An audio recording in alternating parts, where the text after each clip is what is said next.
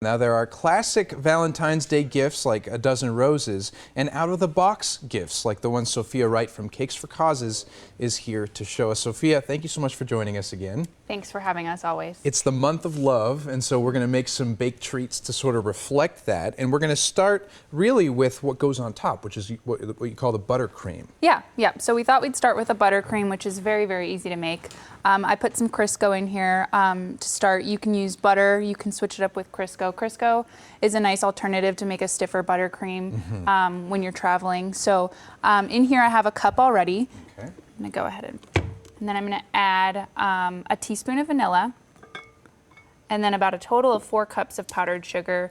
You kind of want to do half and half. So I'm going to lift this back up and do about 2 cups of powdered sugar, blend it, otherwise your powdered sugar will go all over the place. Right, good idea.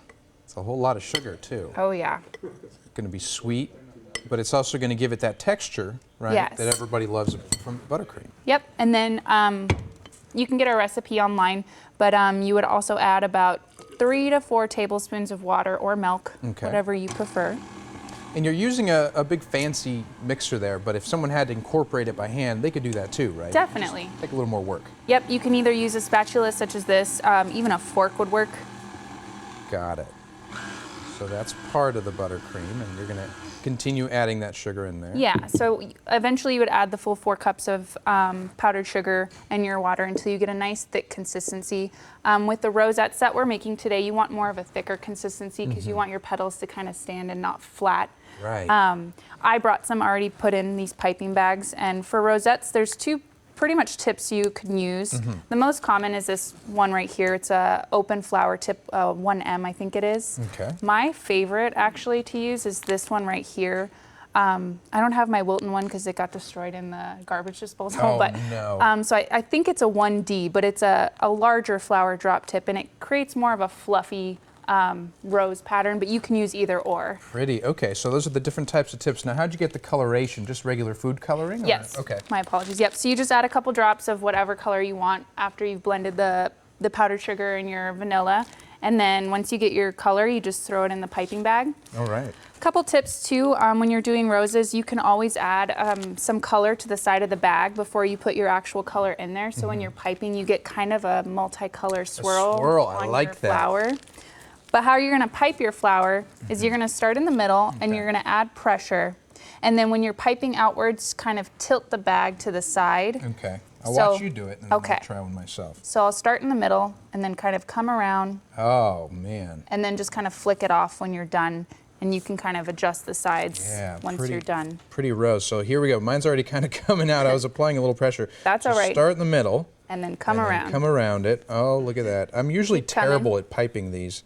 I mean, that doesn't really, it looks more like a poop emoji than a flower. That works too. Instead of coming up on the top, you can just stop on the side. But hey, I like that. Thank you. I'll give it another shot here and you can do yours. And piping's always a little tough. You know, you have to apply the right pressure, but you also, like you were saying, have to have the right tips to get the effect that you want to get. That one, I think, came out a little bit better. And you can always practice let's compare the two here. On some parchment paper or some wax paper before you frost your flowers on your cupcake. You can frost them. This is a nice way to display them too. You have a little platter here of the ones that you've already made. You know, you sprinkle some. We were talking about these little candy hearts. It's been a long time since you and I ate those. I feel like it's like a elementary, middle school thing, but it's always a nice little cute throwback. So good way to serve them, you know, for your honey if you're going to have a nice little party and just stay at home and enjoy it. And you guys are also giving activities for the kids with a kids club. Tell us a little about it. Yeah, so this month, February 18th, we're going to have our kids club. You can sign up online. We do activities for the kids.